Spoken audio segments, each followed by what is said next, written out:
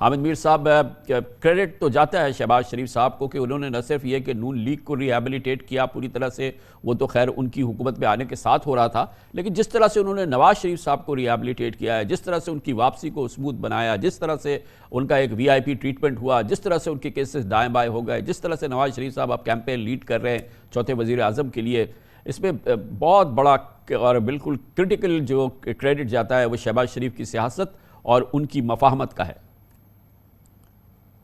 नहीं कामरान साहब, मैं बड़े अदब से इससे इत्तेफाक नहीं करता, इसलिए कि शहबाज शरीफ साहब तो 1992 में सबसे पहले जब उनको गुलाम इसहाक खान ने कहा था कि आप प्राइम मिनिस्टर बन जाएं, लेकिन इसके लिए ज़रूरी है कि आप अपने भाई का साथ छोड़ दें, तो उन्होंने उस वक्त भी भाई का साथ नहीं छोड़ा था। और आखिरी दफ़ा 2018 के इलेक्शन से पहले जब जनरल बाजवा ने और जनरल फैज़ ने उनके साथ यही बात की थी कि आप अपने भाई का साथ छोड़ दें तो आपके साथ बात हो सकती है,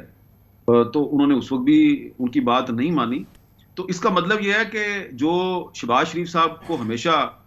इस्टेब्लिशमेंट उनके भाई के खिलाफ इस्तेमाल करने की कोशिश करती थी, तो शहबाज शरीफ साहब जो है वो उसमें इस्तेमाल नहीं हुए। उन्होंने अपने भाई को धोखा नहीं दिया। लेकिन ये बात दुरुस्त है, मरियम नवाज साहबा ये बिल्कुल दुरुस्त कहती हैं कि उनका 35-40 साल से एक बयानिया था, वो अंदर से और बाहर से एक ही बात कर रहे थे कि मैंने इस्टेब्लिशमेंट के साथ बिल्कुल भी कन्फ्रंटेशन नहीं करनी। लेकिन ये जो आखिरी जो इस्टेब्लिशमेंट की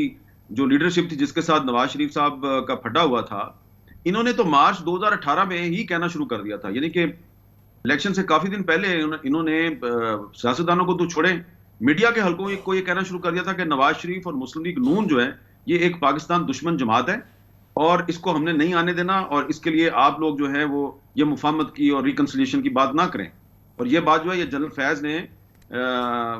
ओपनली कहनी शुरू कर दी थी, और उन्होंने कहा था कि जो आदमी जो है वो मुस्लिम लीग नून या नवाज शरीफ की बात करेगा हमारे सामने, हम उसको नहीं छोड़ेंगे। तो जाहिर बात है जब इस सूरत हाल में शहबाज शरीफ साहब से कहा गया कि जी आप नवाज शरीफ का साथ छोड़ दें, तो उन्होंने नहीं छोड़ा। लेकिन अब अगर ये कहा जाए कि जी नवाज शरीफ की वापसी जो है वो शहबाज शरीफ की वजह से हुई है, तो ये मैं इसलिए नहीं मानता कि नवाज शरीफ की वापसी नवाज शरीफ की वजह से हुई है। नवाज शरीफ की असल ताकत, उनका असल वजन जो है वो उनका बयानिया था। खासतौर पर जब उनको सुप्रीम कोर्ट ने जब डिस्क्वालीफाई कर दिया और उन्होंने वोट को इज्जत दो का नारा लगाया, तो उस नारे की वजह से जनरल फैज और जनरल बाजवा ये कहते थे कि जी ये आदमी जो है ये पाकिस्तान का दुश्मन है। और फिर उनकी पैमरा ने उनकी तकरीरों पर भी पाबंदी लगा दी, उनके इंटरव्यूज पर भी पाबंदी लगा दी। तो जब नवाज शरीफ ने वो अपना बयानिया छोड़ दिया, जनरल फैज और जनरल बाजवा के खिलाफ बात करनी छोड़ दी, जाहिर बात है उनकी वापसी हो गई है। इसमें शहबाज शरीफ साहब का क्या कमाल? जी, तो हामिद मीर साहब एक बड़ा मरकजी किरदार अदा किया है नवाज शरीफ साहब की वापसी और फिर जिस अंदाज से उनकी आमद हुई और फिर हवाले से जो उनके केसेस हैं दाएँ बाएँ नज़र आते हैं। लेकिन बहरहाल अभी इसके इम्तहान और भी हैं। इक़्तिदार में नवाज शरीफ चौथी बार वज़ीर आज़म बन जाएँ, अभी तो इसके इम्तहान बहुत हैं। उनको अहल होना है इस इलेक्शन का, फिर वज़ीर आज़म बनने का, और अभी उनके मुकदमात कोई ख़त्म भी नहीं हुए हैं। ये मरहला आपके ख्याल में कितना स्मूथ होगा? या जैसे कि आप पहले फरमा रहे थे कि उन्होंने अपना बयानिया तब्दील किया है, इसकी वजह से उनको अब इसकी उसका फ़ायदा हो रहा है, तो आपको क्या ख्याल है कि ये फ़ायदा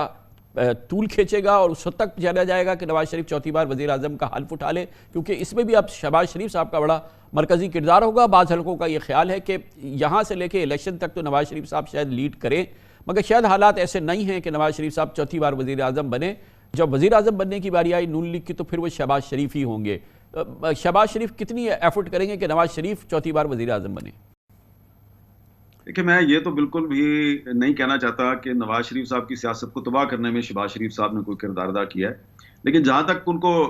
लाडला बनाने का जो क्रेडिट है, तो इस वक्त तो देखिए तमाम पार्टियां, जो बड़ी पार्टियां हैं, वो लाडला बनने के लिए तैयार हैं, अवेलेबल हैं। वो तो लाडला बनने की ऑफर जो है वो अपने हथेली पे रख के तो पेश कर रहे हैं कि जनाब हम भी लाडला बनने के लिए तैयार हैं। पीपल्स पार्टी भी लाडला बनने के लिए तैयार है, JUI भी लाडला बनने के लिए तैयार है, हर पार्टी लाडला, इवन तहरीक इंसाफ जो है वो भी लाडला बनने के लिए तैयार है। इमरान खान साहब जो है वो क्या कर रहे थे, वो कोशिश कर रहे थे ना कि किसी तरीके से डील हो जाए, वो भी लाडला बन जाए। तो अब अगर इसमें सबसे जो किरदार था, सियासी किरदार था, वो नवाज शरीफ साहब का था।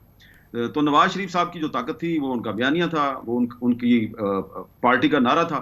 तो मैं ये समझता हूँ कि अब पहले तो जब कैंपेन शुरू होगी तो देखते हैं कि नवाज शरीफ साहब जो हैं वो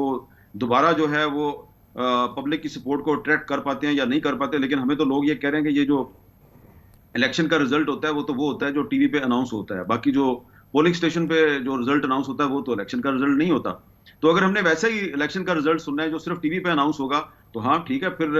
नवाज शरीफ साहब जो है वो बन जाएंगे। लेकिन देखें कामरान साहब, असल बात यह है कि आप उनको ले तो आए, शहबाज शरीफ साहब उनको पाकिस्तान ले तो आए, लेकिन अगर सारा कुछ शहबाज शरीफ ने ही किया है तो फिर शहबाज शरीफ साहब से ये भी तो सवाल पूछना चाहिए ना कि क्या अब आप जो नवाज शरीफ साहब हैं उनको इस्तेकाम पाकिस्तान पार्टी और परवेज खटक की जो पीपल्स पार्टी पैट्रियट की तर्ज पे बनाई गई तहरीक इंसाफ पैट्रियट है, क्या आप उसका इत्तेहादी बनाएंगे? और क्या ये पार्टियां जो हैं इनके साथ मिलके नवाज शरीफ साहब जो हैं वो पाकिस्तान के लिए एजेंडा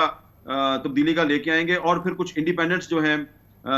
वो भी इलेक्शन लड़ेंगे, वो इंडिपेंडेंट्स तो एक इंडिपेंडेंट तो मुझे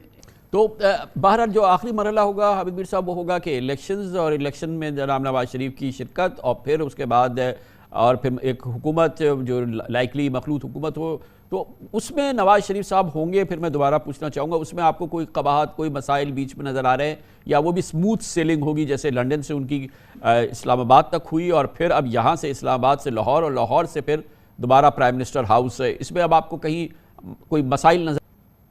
देखिए, मुझे तो सबसे बड़ा मसला ये नजर आ रहा है कि इस वक्त पाकिस्तान का जो सबसे बड़ा प्रॉब्लम है वो इकोनॉमी का प्रॉब्लम है। तो नवाज शरीफ हो या बिलावल हो या कोई भी हो जो कि इलेक्शन की तैयारी कर रहे हैं, किसी के पास पाकिस्तान की इकोनॉमी को संभालने का कोई प्रोग्राम नहीं है। अब नवाज शरीफ साहब ठीक है बलोचिस्तान चले गए हैं, तो क्या किया उन्होंने बलोचिस्तान में? पहले से आजमाए हुए बदनाम जमाना उन लोटों की पूरी टोकरी नवाज शरीफ साहब ने अपने सर पे उठा लिया, या फिर शहबाज शरीफ साहब ने रख दिया, या फिर किसी और ने रख दिया। तो ये अभी तो आपको शायद मेरी बात ये अच्छी नहीं लग रही, लेकिन नवाज शरीफ साहब कम से कम बलोचिस्तान के बारे में जो कर रहे हैं, जो उनकी पॉलिसी है, उसके बारे में बड़े वसूख से ये आपको बता रहा हूं, ये आपको वार्न कर रहा हूं कि इस जो नवाज शरीफ साहब ने पिछले 3-4 दिन में क्वेटा में जाके किया है, क्योंकि ये सारी की सारी जो उन्होंने वहां पे लोटों की बारात को गले लगाया है, ये सिर्फ एक पार्टी जो पहले नवाज शरीफ साहब और शहबाज शरीफ साहब की इत्तेहादी जमात थी उसको टारगेट किया है, उसको आइसोलेट करने के लिए, और वो है अख्तर मेंगल साहब की पार्टी।